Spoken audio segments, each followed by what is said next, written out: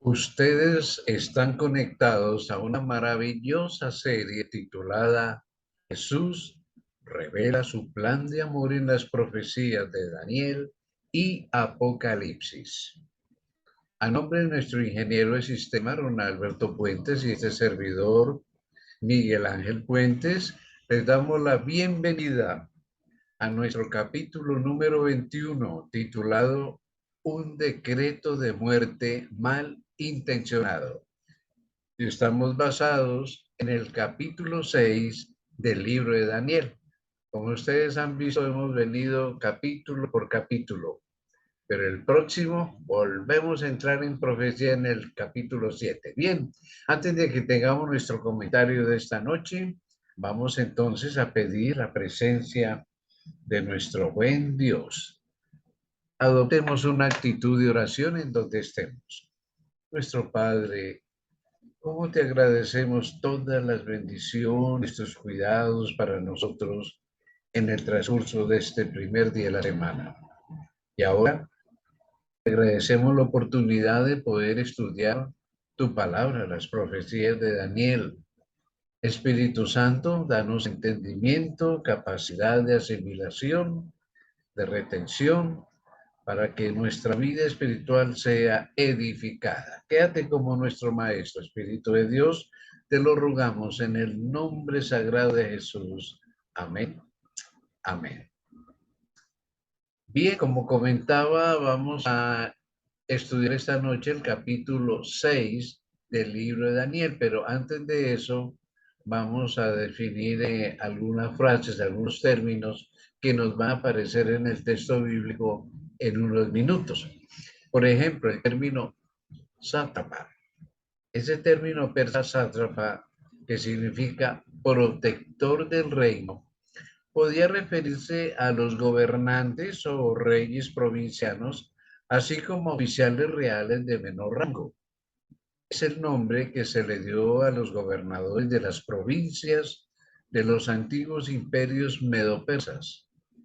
Los sátrapas eran elegidos directamente por el rey, generalmente entre miembros de la nobleza. Ejercían el poder judicial y administrativo, cobraban los impuestos, la inscripción de Behistún, que ya la veremos más adelante, es unos grabados que se encontraron en unas rocas. Eh, Nos hablan mucho de los sátrapas, y nos dan muchas ideas del trabajo que ellos ejecutaban, y ahí donde podemos decir que ejercían ese poder judicial, administrativo, de cobro de impuestos, se encargaban del orden público y de reclutar y mantener el ejército.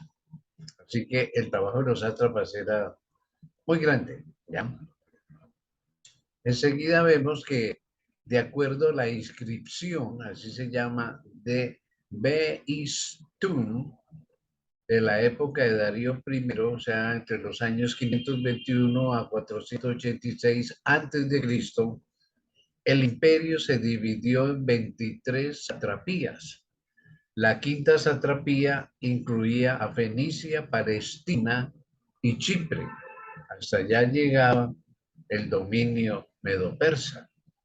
Así que vemos nosotros que estaba muy bien organizado. Esta inscripción de Behistún que ustedes ven acá se encontró en unas rocas talladas donde se ven un poco de sátrapas y abajo con inscripciones de, lógicamente, el escrito, la escritura que se usaba en ese tiempo, donde explica y cuenta todo lo que tenía que ver con las satrapías y los sátrapas, ¿ya? Puesto que en Daniel el capítulo 6, Darío el Medo gobernaba únicamente sobre el reino de Babilonia, es muy probable que los 120 sátrapas que menciona la Biblia fueran oficiales reales a cargo de divisiones más pequeñas en el reino. O sea que estaba muy bien dividido el manejo del reino. Veamos otra declaración que vamos a encontrar más adelante en el texto bíblico, y es la frase, las leyes de los medos y los persas. En Esther, el capítulo 1 y el versículo 9 nos dice, si parece bien al rey, salga un decreto real de vuestra majestad y se escriba entre las leyes de Persia y de Media para que no sea quebrantado. Las leyes de Persia y Media no tenían quiebre, no se podían derogar, no se podían cambiar. En el capítulo 8, verso 8 del mismo libro de Esther, y hay que tener en cuenta que Esther vivió bajo el reinado de Persia, dice, escribid pues vosotros a los judíos como bien os pareciere, en nombre del rey, y selladlo con el anillo del rey, porque un edicto que se escribe en nombre del rey y se sella con el anillo del rey no puede ser revocado. Así eran las leyes medo-persas. No había quiebre ahí, no se podían revocar.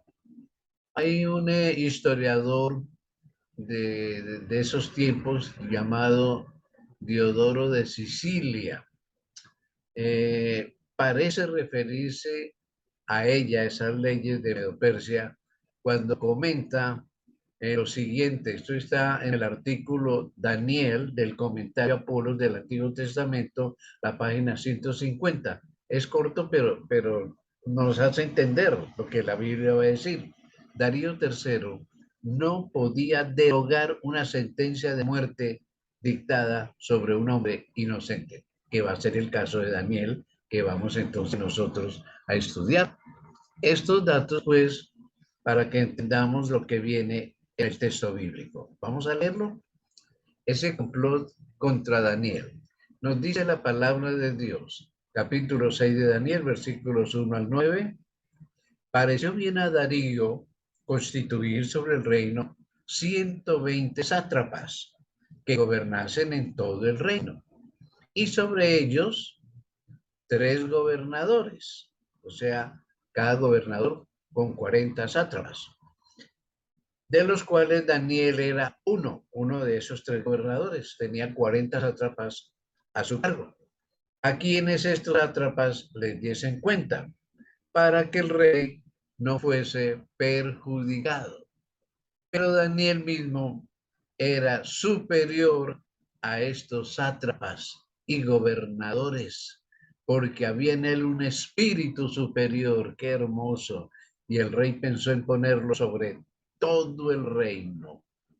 Qué hombre de Dios Daniel, qué dotación le dio el Espíritu Santo. Entonces, los gobernadores y sátrapas buscaban ocasión para acusar a Daniel en lo relacionado al reino, mas no podían hallar ocasión alguna. No había tacha en él. Y sigue diciendo, o falta, porque él era fiel y ningún vicio ni falta fue hallado en él. Nombre perfecto. Entonces dijeron aquellos hombres, no hallaremos contra Daniel ocasión alguna para acusarle, si no la hallamos contra él en relación con la ley de su Dios.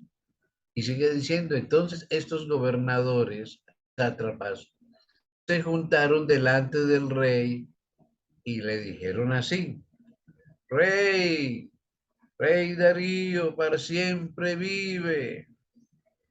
Todos los gobernadores del reino, magistrados, sátrapas, príncipes y capitanes han acordado por consejo que promulgues un edicto real y lo confirme. No te dije, todos los gobernadores. Y Daniel era el gobernador, pero él no estuvo ahí en ese cuentico. Es que todos los gobernadores. ¿Y qué es lo que acordaron? Vamos a verlo. Que en el espacio de 30 días demande petición de cualquier dios u hombre fuera de ti, oh rey, sea echado en el foso de los leones. Ahora, oh rey, confirme el edicto y fírmalo para que no pueda ser revocado conforme a la ley de Media y de Persia, lo que explicamos, la cual no puede ser abrogada. Firmó pues el rey Darío el edicto y la prohibición. Hasta aquí el texto bíblico. Tremendo plan para poder destruir a Daniel. Qué envidia, ¿no? Siempre los hijos de Dios fieles son objeto de envidia. Veamos que Daniel no solo sobrevivió a la caída de Babilonia, porque él ayudó en la gobernación de Babilonia con Nabucodonosor, sino que Darío, ahora Darío el Medo, lo colocó en una elevada posición de su nuevo gobierno. La escritura no nos dice cómo supo Darío acerca de Daniel, pero su servicio a Nabucodonosor y el episodio de la escritura en la pared debe haber llamado la atención del rey medo-persa. Al reconocer las extraordinarias habilidades administrativas de Daniel, pues Darío determinó colocarlo como su primer ministro, porque eso es lo que da a entender acá. Sin duda, el rey actuó con la mejor intención en lo que concernía a los intereses del Estado, pero cometió un error grave al no tomar los celos que producían entre sus eminentes oficiales. Colocar a un antiguo ministro de la derrocada Babilonia en una posición que, de acuerdo a sus expectativas, deberían ser de ellos. Eso era demasiado. Los políticos, por lo tanto, ordenaron a sus sabuesos legales que olfatearan a fondo en busca de fallas en el carácter de Daniel. Sin embargo, no pudieron encontrar algo, nada encontraron, porque Daniel era fiel en lo relacionado con el rey, con el reino y con su propia vida.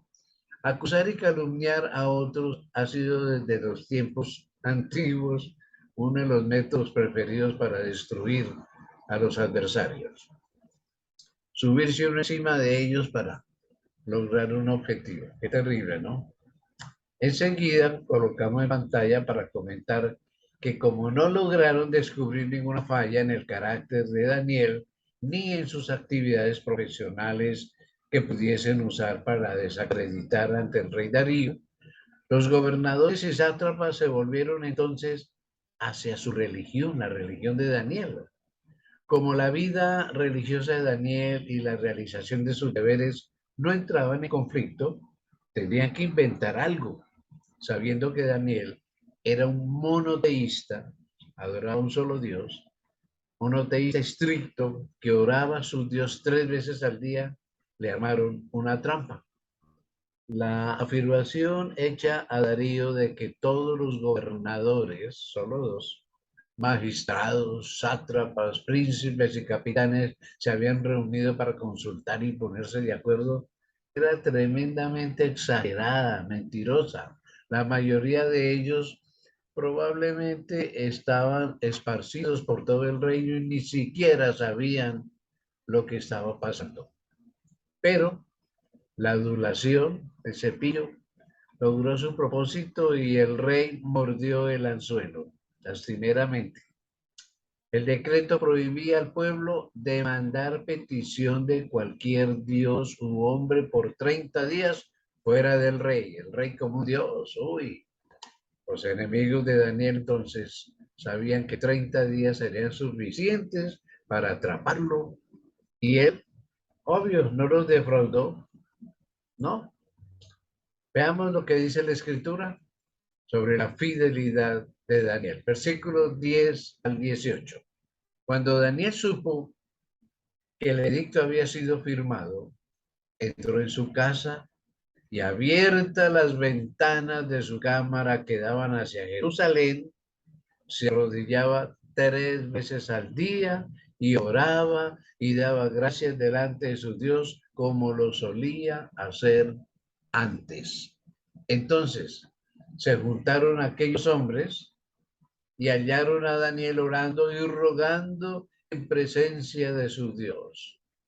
Fueron luego ante el rey y le hablaron del edicto real. ¿No has confirmado, edicto, que cualquiera que en el espacio de 30 días pida a cualquier dios u hombre fuera de ti, oh rey, sea echado en el foso de los leones? Respondió el rey diciendo, verdad es, conforme a la ley de Media y de Persia, la cual no puede ser abrogada. Entonces respondieron y dijeron delante del rey, ah, Daniel, que es uno de los hijos de los cautivos de Judá, no te respeta a ti, oh rey, ni acata el edicto que tú firmaste, sino que 3 veces al día hace su petición. Cuando el rey oyó el asunto, sigue diciendo el relato bíblico, cuando el rey oyó el asunto, le pesó en gran manera y resolvió librar a Daniel, y hasta la puesta del sol trabajó para librarle. Pero aquellos hombres rodearon al rey y le dijeron, sepas, oh rey, que es ley de Media y de Persia, que ningún edicto o ordenanza que el rey confirme puede ser abrogado. Entonces el rey mandó y trajeron a Daniel y le echaron en el foso de los leones. Y el rey dijo a Daniel, el Dios tuyo a quien tú continuamente sirves, él te libre. Y fue traído una piedra y puesta sobre la puerta del foso, la cual selló el rey con su anillo y con el anillo de sus príncipes. ¿Para qué? Para que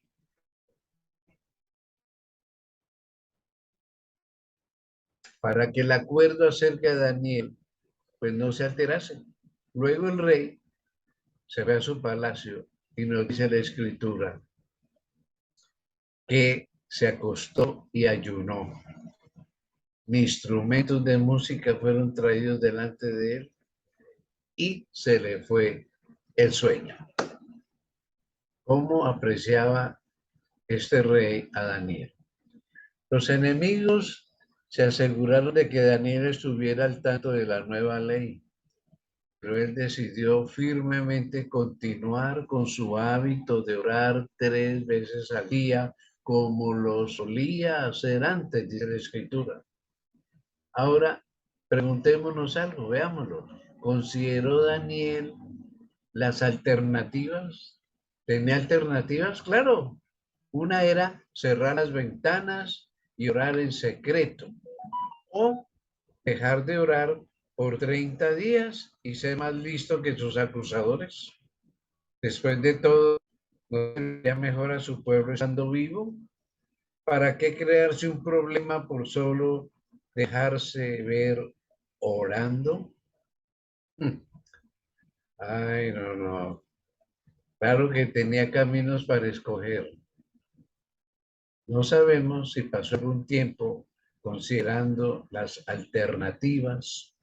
Lo que sí sabemos es que cualquier cosa era aceptable para él, menos tener que abandonar su habitual costumbre de orar 3 veces al día.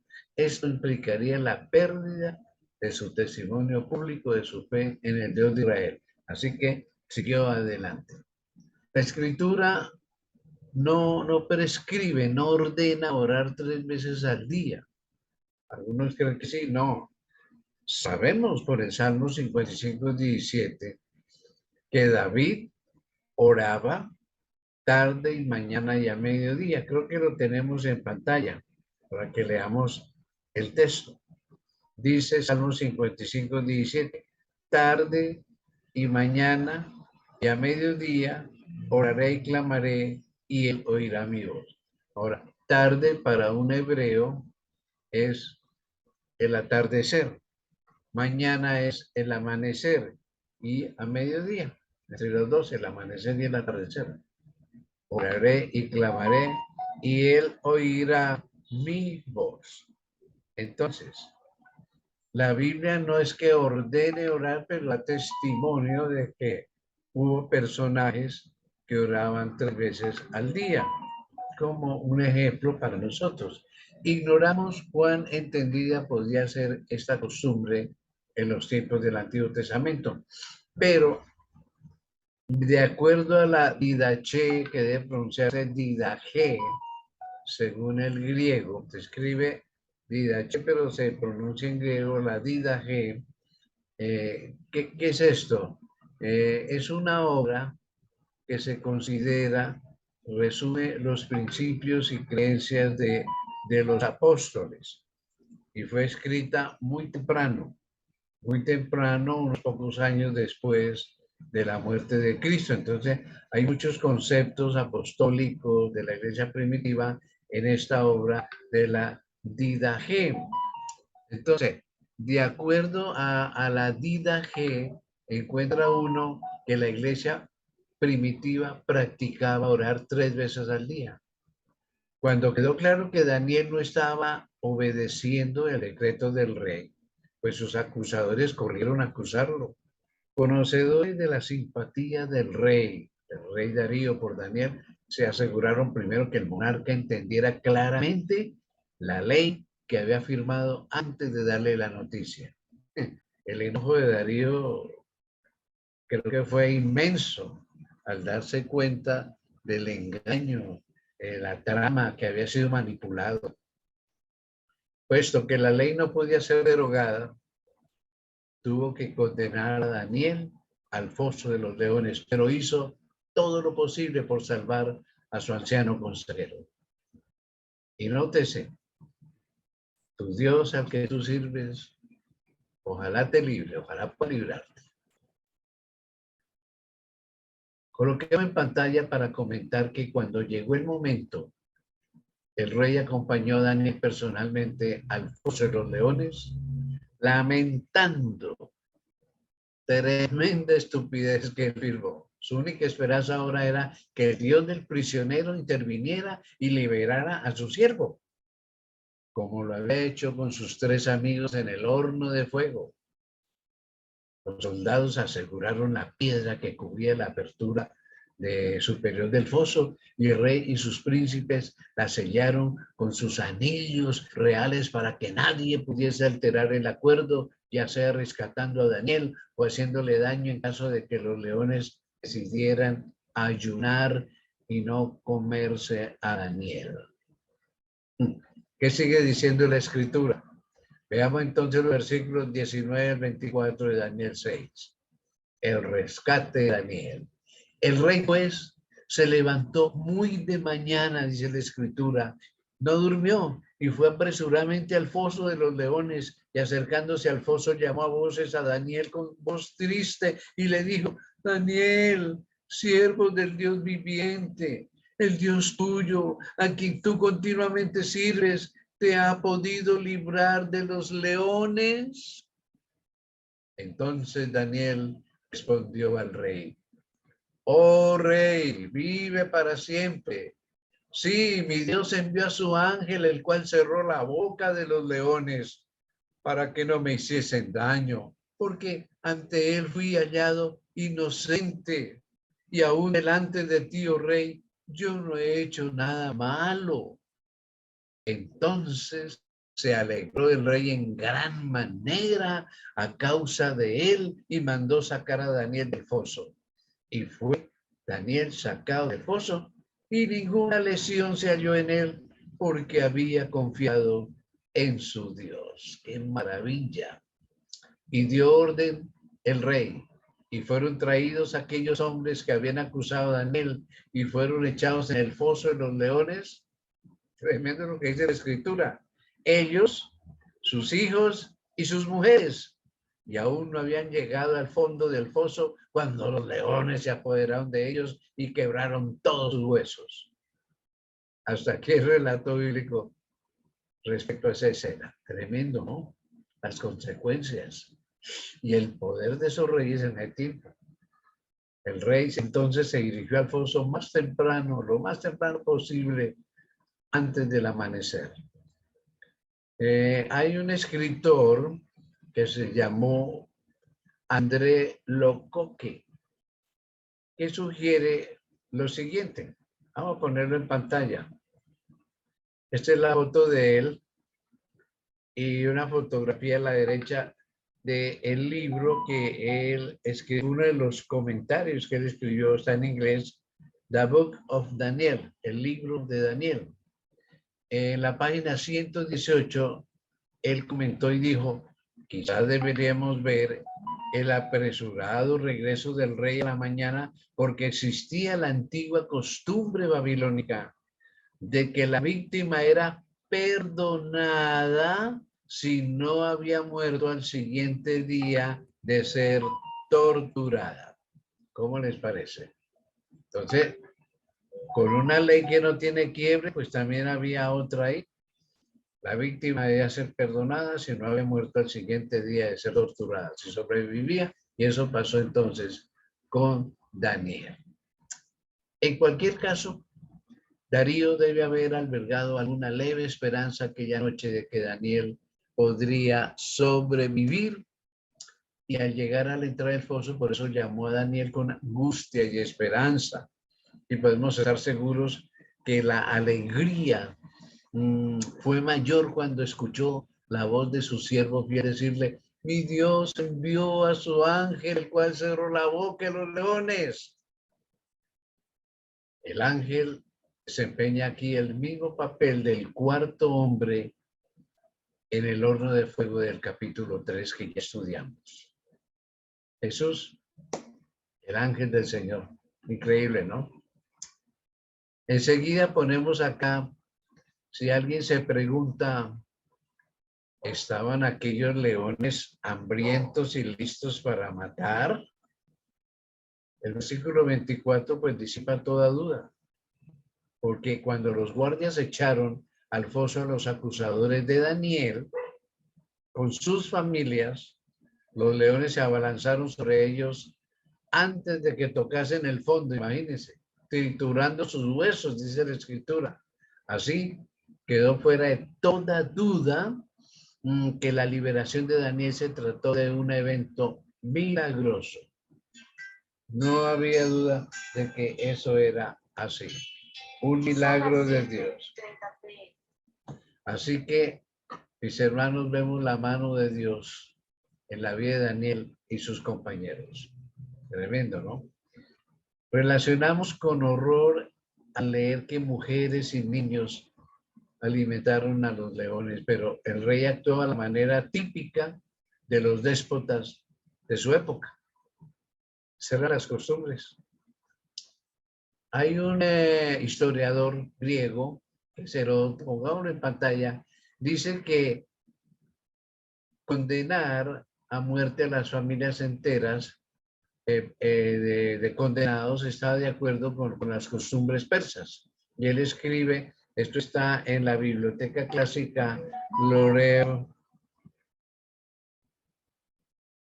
en el tomo 2, páginas 147 a 149, y entonces Heródoto dice, Darío aprendió a Intáfrenes con sus hijos y toda su familia, pues sospechaba que estaba tramando una rebelión con ellos.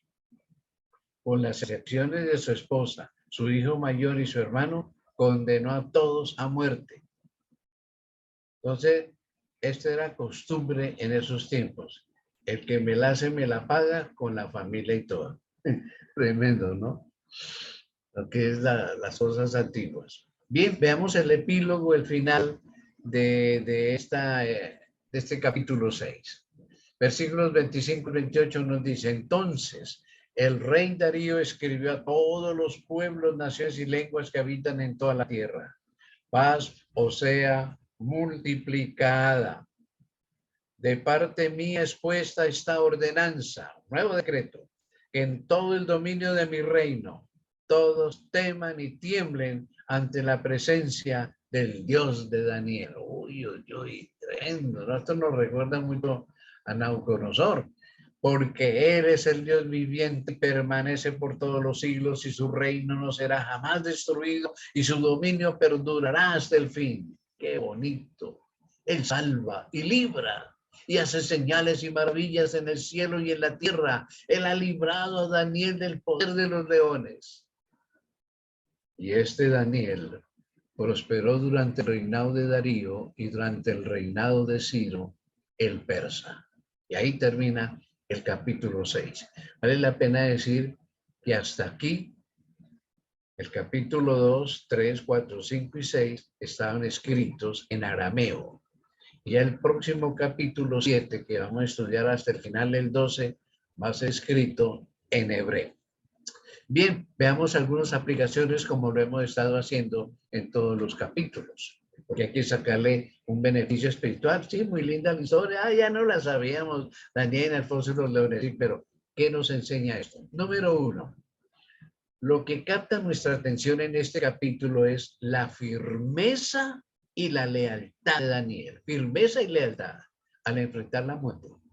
Se había mantenido firme en sus principios durante su adolescencia, capítulo 1 de Daniel, y se negó a rendirse ante las amenazas en su vejez. Qué lindo testimonio. Número 2, encontramos aquí algunas de las cualidades que distinguieron a Daniel, que fueron las siguientes, justamente.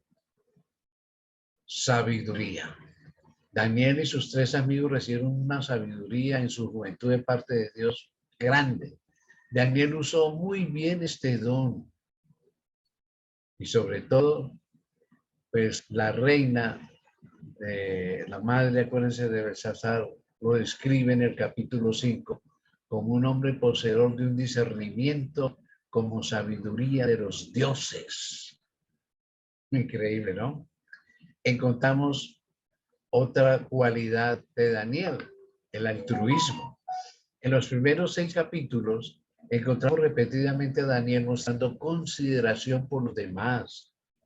A fin de proteger al jefe, los eunucos, Daniel le pidió a prueba de solo 10 días. Estaba preocupado por los sabios de Babilonia en el capítulo 2 y por el rey Nabucodonosor en el capítulo 4.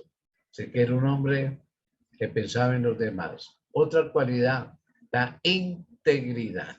Tanto Nabucodonosor como Darío reconocieron que podían confiar en Daniel, a quien ni la raza, ni el rango, ni la riqueza podían apartarlo de su fidelidad a Dios. En todo momento procuró ser justo, bondadoso y misericordioso. Por eso yo le digo a las parejitas de novios, si el muchacho es fiel a Dios, fiel al Señor y a su palabra, le va a ser fiel a usted. Y lo contrario, ¿no? Una chica que teme al Señor, que lo ama, que es fiel a su palabra, va a ser fiel también a su novio o el que llegue a ser su esposo. Hay integridad en esta cualidad. Otra, la educación. Daniel no solo estaba instruido en los asuntos de su propio pueblo, sino que había recibido una educación completa en la Universidad de Babilonia.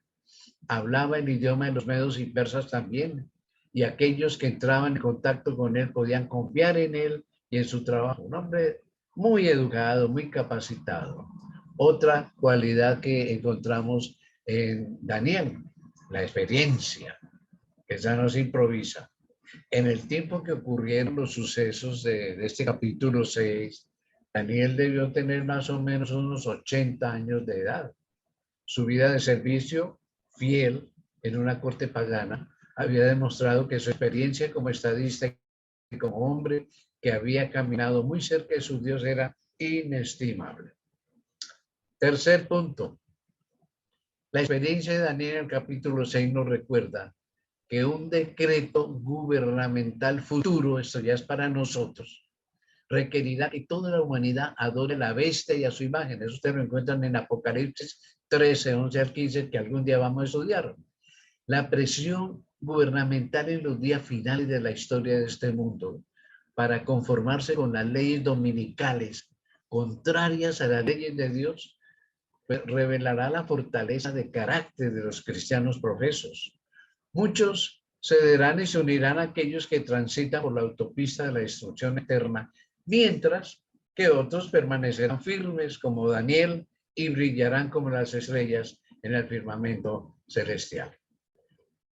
Ojalá estemos entre los fieles nosotros. Y finalicemos citando un párrafo de la mensajera del Señor en Profetas y Reyes, página 400, cuando ella comenta y dice: del relato de cómo fue librado Daniel podemos aprender que en los momentos de prueba y lobreguez Los hijos de Dios deben ser precisamente los que eran cuando las perspectivas eran halagüeñas y cuando lo rodeaba era todo lo que podían desear. En el foso de los leones, Daniel fue el mismo que cuando actuaba delante del rey, como presidente de los ministros de Estado y como profeta del Altísimo. Un hombre cuyo corazón se apoya en Dios será en la hora de su prueba el mismo que en la prosperidad. Amén. Cuando sobre él resplandecen la luz y el favor de Dios y de los hombres. Que seamos así. Bueno, por el tiempo me queda solo como un minuto para decir lo siguiente. Jesús nos deja el siguiente mensaje. Te van a llegar momentos en los que tu fidelidad será probada. Prometo estar contigo con mis ángeles fieles. Y tú, sé fiel hasta la muerte, y yo te daré la corona de la vida. Enseguida, nosotros siempre acostumbramos tener preguntas y respuestas. Sin embargo, me queda 1 minuto y 40. ¿Alguien tiene alguna pregunta respecto al tema de esta noche? Cortica.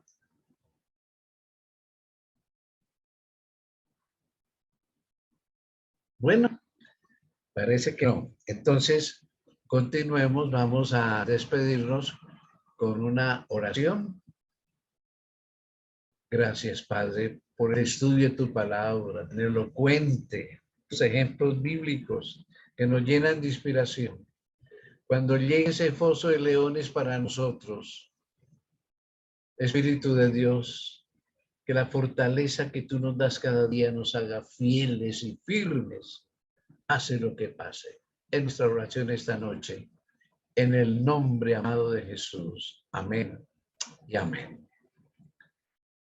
Nuestro próximo capítulo, que va a ser Daniel 7, las 4 agresivas bestias. Así que están invitados. Y bien, muchas gracias por haberse conectado. Me gustaría ver